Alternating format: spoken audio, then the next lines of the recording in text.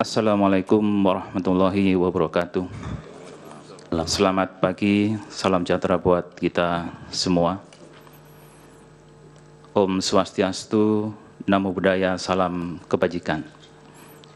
Yang mulia Ketua Mahkamah Konstitusi Republik Indonesia, yang mulia Wakil Ketua dan seluruh anggota Mahkamah Konstitusi Republik Indonesia, yang terhormat pemohon, termohon, pihak terkait, dan Bawaslu Republik Indonesia, serta hadirin yang berbahagia.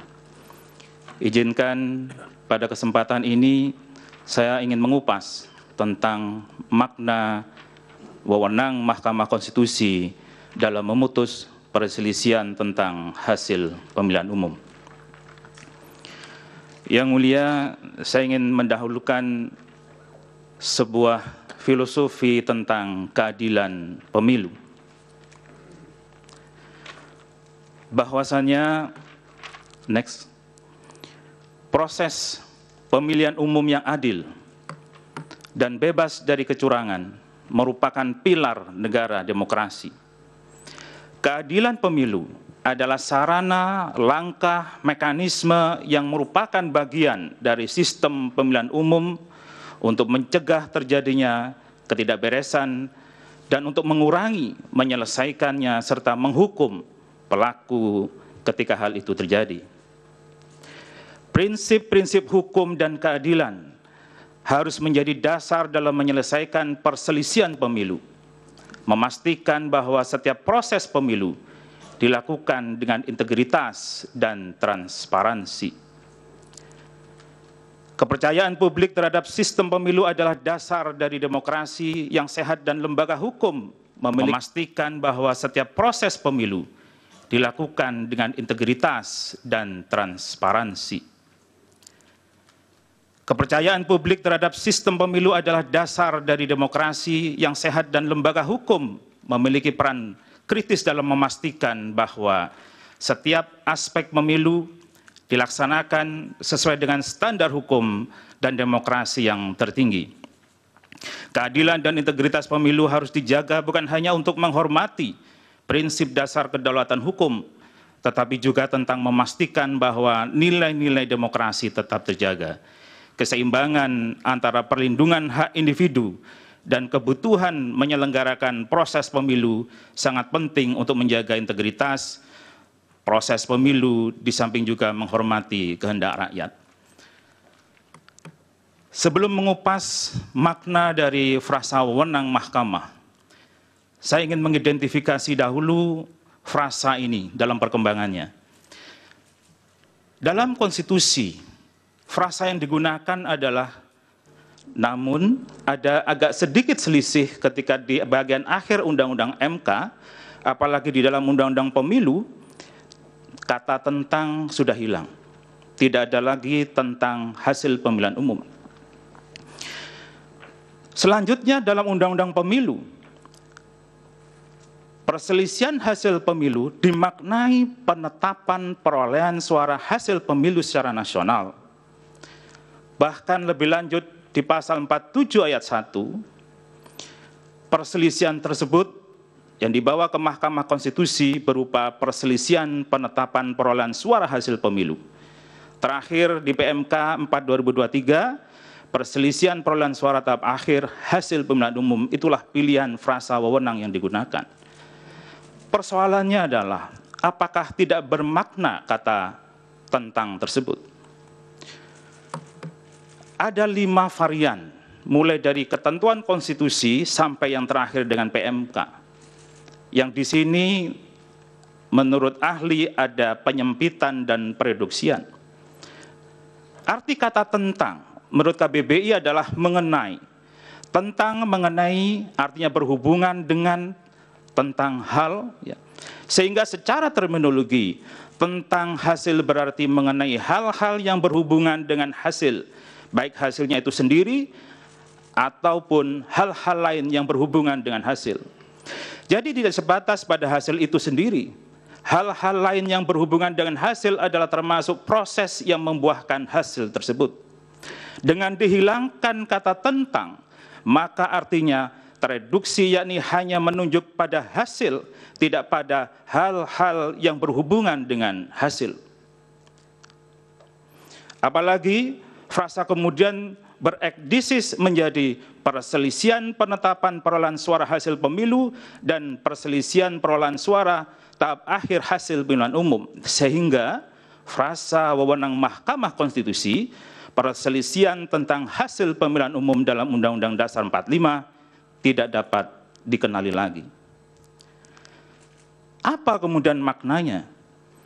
Seharusnya dengan kembali pada rumusan frasa wewenang sebagaimana pasal 24C ayat 1 Undang-Undang Dasar 45, makna yang lebih luas atau komprehensif dari hanya sekedar memutus perselisihan dengan tentang dicoret hasil pemilihan umum. Makna memutus perselisihan tentang hasil pemilihan umum menurut ahli adalah memeriksa dan mengadili perselisihan antara peserta pemilu dengan KPU mengenai proses perolehan jumlah suara dan hasil perolehan jumlah suara peserta pemilihan umum secara nasional. Apa yang dimaksud proses perolehan di sini? Menurut ahli adalah mahkamah memeriksa dan mengadili proses memperoleh suara dari adanya pelanggaran yang belum, tidak dapat, atau tidak ingin diselesaikan oleh penyelenggara pemilu. Ada dua pelanggaran. Menurut ahli adalah mahkamah memeriksa dan mengadili proses memperoleh suara dari adanya pelanggaran yang belum, tidak dapat, atau tidak ingin diselesaikan oleh penyelenggara pemilu. Ada dua pelanggaran. Pelanggaran yang tidak dapat ditolerir, intolerable condition, dan atau pelanggaran yang dilakukan secara sistematis, terstruktur, dan masif. Yang kedua, kalau soal hasil perolehan, maka maknanya adalah memeriksa dan mengadili perselisihan penetapan perolehan jumlah suara peserta pemilihan umum secara nasional yang dibuat oleh KPU. Dengan demikian, maka seharusnya lah menurut penalaran hukum yang wajar, kita kembali ke frasa wewenang sesuai ketentuan Undang-Undang Dasar 1945. Pertama, pelanggaran pemilu yang belum, tidak dapat, atau tidak ingin diselesaikan oleh penyelenggara pemilu dan tidak diputus oleh Mahkamah Konstitusi, maka hanya akan menunda keadilan yang akibatnya justice delay, justice denied. Yang kedua, Mahkamah adalah pengawal konstitusi. Mahkamah Konstitusi memutus perkara berdasarkan undang-undang sesuai dengan alat bukti dan keyakinan hakim. Mahkamah tidak boleh membiarkan aturan prosedural memasung dan mengesampingkan keadilan substantif. Bila hanya memutus hasil, maka peserta pemilu yang melakukan pelanggaran yang seberat-beratnya dan menang tidak akan dihukum. Ini bertentangan dengan azas nullus commodum capere potes de injuria sua propria. Tidak boleh seseorang diuntungkan oleh pelanggaran yang dia buat dan tidak boleh seseorang dirugikan oleh pelanggaran yang dibuat oleh orang lain. Dan yang paling dalam adalah sumpah hakim Mahkamah Konstitusi. Dalam sumpah hakim ini, dua kali Undang-Undang Dasar ditautkan. Yang pertama adalah memegang teguh Undang-Undang Dasar. Dan yang kedua, ketika menjalankan segala peraturan perundang-undangan dengan seluruh-seluruhnya, masih ada frasa menurut Undang-Undang Dasar. Sumpah ini kalau kita lihat berbeda dengan sumpah presiden sekalipun. Presiden dalam sumpahnya hanya disebutkan menjalankan segala undang-undang dan peraturannya dengan seluruh-seluruhnya. Tidak ada frasa sesuai atau menurut Undang-Undang Dasar.